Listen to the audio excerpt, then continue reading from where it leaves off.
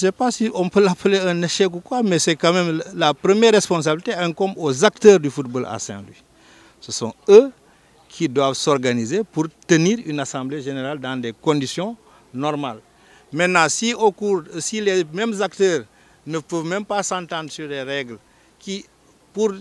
quand on apporte des éclairages, ils s'y opposent physiquement et verbalement, et qu'on ne voit pas dans des conditions où la sérénité fait défaut, on ne peut pas tenir une assemblée générale. Maintenant, l'échec, oui, puisqu'il n'y a pas eu d'élection, ça fait la quatrième convocation, mais quand même, ça c'est un problème de responsabilité individuelle des clubs, des clubs surtout, qui n'ont pas pu s'entendre sur les règles du jeu et puis n'ont pas voulu accepter les règles du jeu qu'on leur a fixées. 4 assemblées générales organisées, convoquées régulièrement par la Ligue, 4 assemblées générales sabotées par des gens qui sont mus de je ne sais quoi. Franchement, vous avez vécu la situation avec nous. C'est une assemblée générale, il y a un superviseur, donc un arbitre. Moi, je crois que nous sommes dans le sport.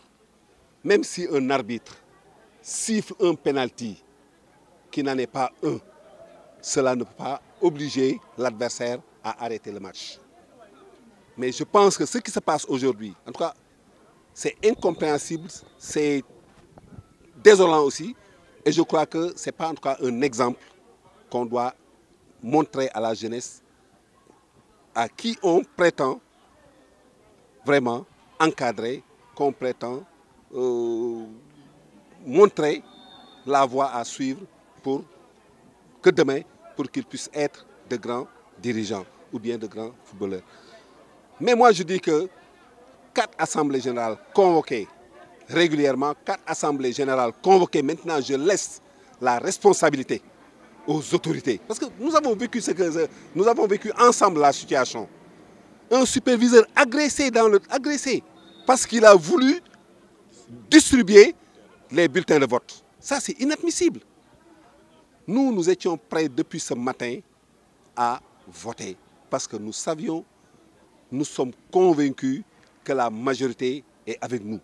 Même si on nous a privés de 2 voix, la voix de Dagana, on peut y revenir, la voix de Pal ou le président qui a 4 fois accrédité quelqu'un. La première fois, il a accrédité Saliou Wade qui était dans la salle, accepté par tous. La deuxième fois, Saliou Wade, accepté par tous. La 3e fois, c'est lui-même qui est venu.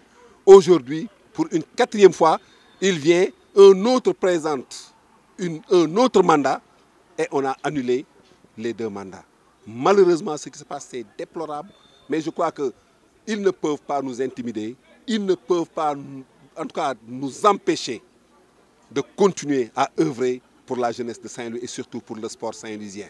Pour la première tenue, l'ordre du jour était très clair.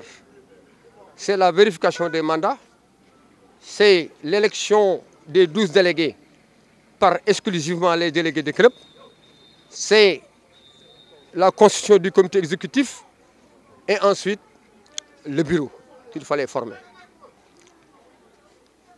À la première assemblée, on a procédé de la sorte et pour les 12 délégués, exclusivement, ce sont ceux des clubs qui ont voté.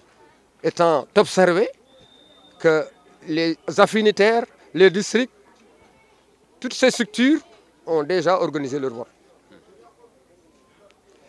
À la 2e assemblée générale, on nous a fait comprendre que pour continuer, cette fois-ci, parce qu'on a voté à 3 reprises, c'était l'égalité parfaite, 14-14, pour nous départager peut-être, ils ont voulu, à la place des délégués, que maintenant tout le monde, ce qu'ils appellent vote intégral, puisse participer à l'opération.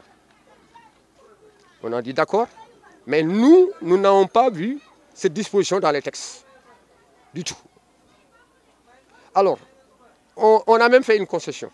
On a dit au superviseur d'alors, montrez-nous ces dispositions réglementaires, mais mieux, procédez comme vous voulez.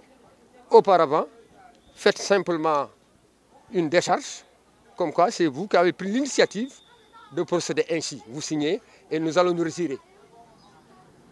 Il a dit niet. Il ne va pas faire ça. C'est soit le vote intégral ou rien. N'est-ce pas? Maintenant, pour la quatrième, celle d'aujourd'hui, dès la vérification des mandats, il y a 2 clubs, dont PAL et Dagana, dont les mandats ont été rejetés.